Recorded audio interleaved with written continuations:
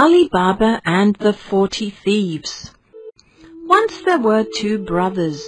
The elder one was called Gang Shimu, and he was very wealthy. The younger one's name was Ali Baba. He was very poor. He only had 3 donkeys and lived on cutting firewood. One day, Ali Baba was cutting firewood. Suddenly he saw a group of people coming near.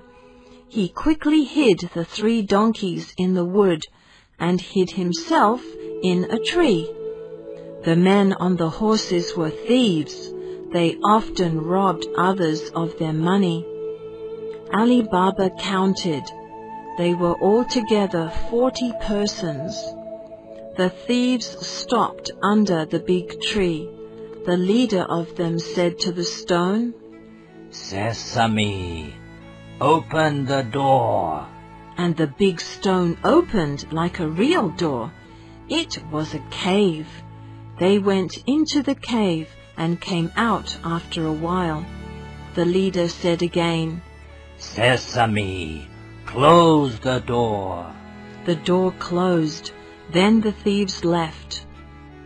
When they went far away, Ali Baba came down from the tree. He felt surprised and had a look at the strange stone. Why can the stone understand a man's words as a thief? "Sesame, open the door." The stone really opened. Ali Baba came into the cave. It was a really big surprise. My God, piles of gold and treasure in it.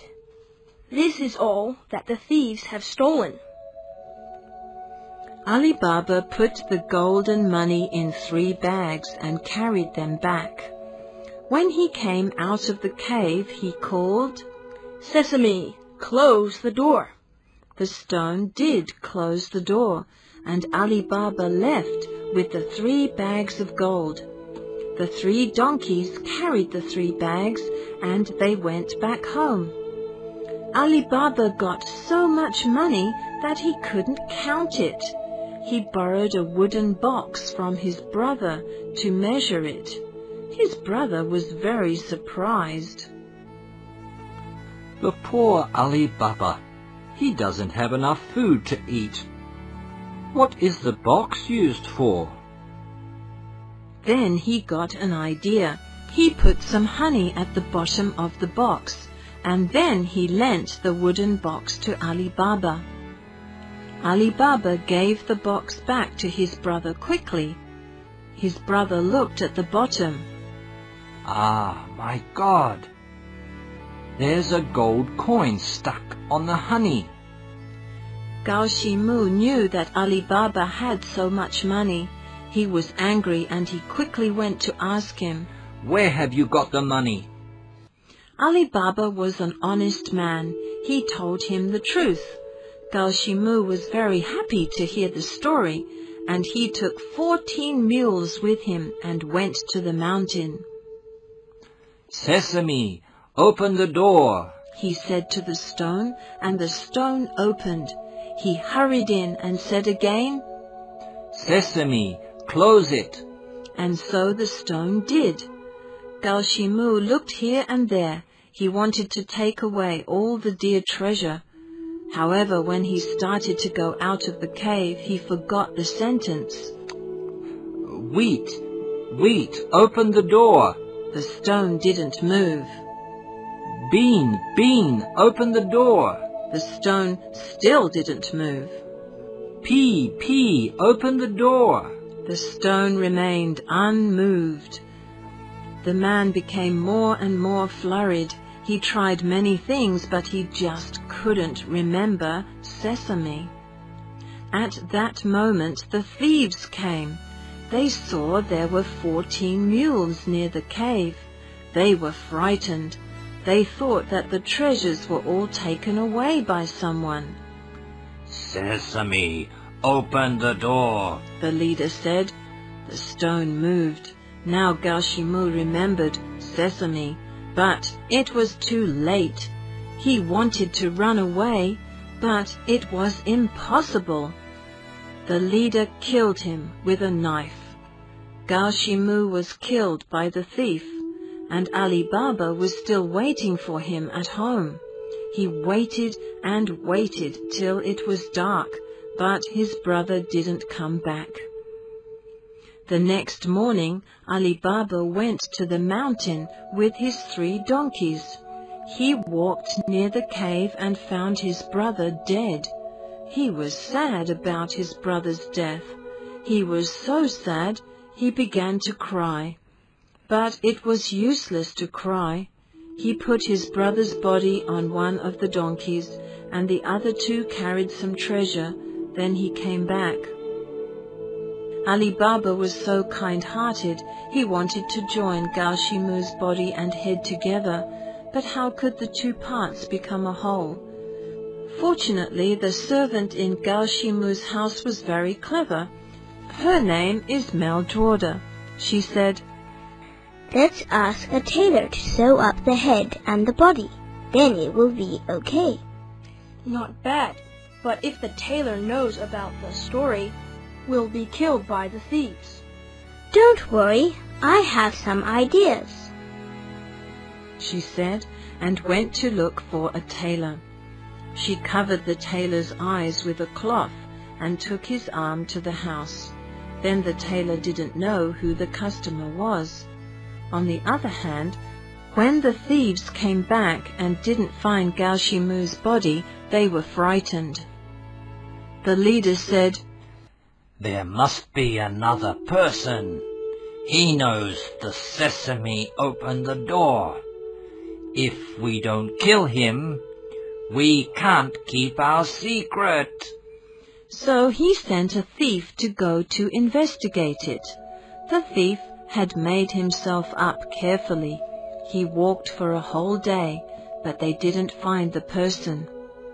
The next day, when it was still dark, the thief was walking on the street. He passed one tailor's shop and saw a tailor sewing. He said to the tailor, "Ah, your eyes are so good. You can do the sewing in the dark." "Nothing strange," the tailor said. "I sewed a head to a body in the darkness yesterday." The thief understood immediately. Then he gave much money to the tailor. "Now you must tell me where his house is." "No, my eyes were covered. I don't know where he lives." The thief said, "I'll cover your eyes again. You just count your steps and you'll find it." In this way, the tailor found Gao Shimu's house. Now, Ali Baba lived in Gao Shimu's house. Then the thief drew a white circle on the door and left. They were going to kill Ali Baba at midnight. The clever servant saw the circle on the door. She knew it was the thief's trick. She drew a white circle on all the others' doors. At midnight, the 40 thieves came to kill Ali Baba, but, to their surprise, there was a circle on each door. Now they couldn't tell which house Ali Baba lived in. They had to leave. The leader was so angry that he killed that thief. Then he sent another thief to the town. This time he drew a red circle on the door. But Meldrode found this and did everything as the night before, so the thieves failed again. So this thief was killed by the angry leader. The 3rd day came. The leader himself came to town. He dressed himself up. He found the tailor and found the house with his help. This time he didn't draw any circle. He kept the house in mind. The leader came back to the mountain and found 40 jars and some oil.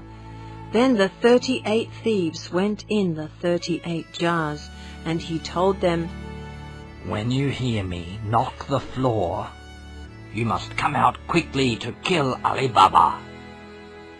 Then the leader disguised himself as an oil seller, and he took the 40 jars to town. He quickly found Ali Baba's house. He said to Ali Baba, I want to put up here tonight."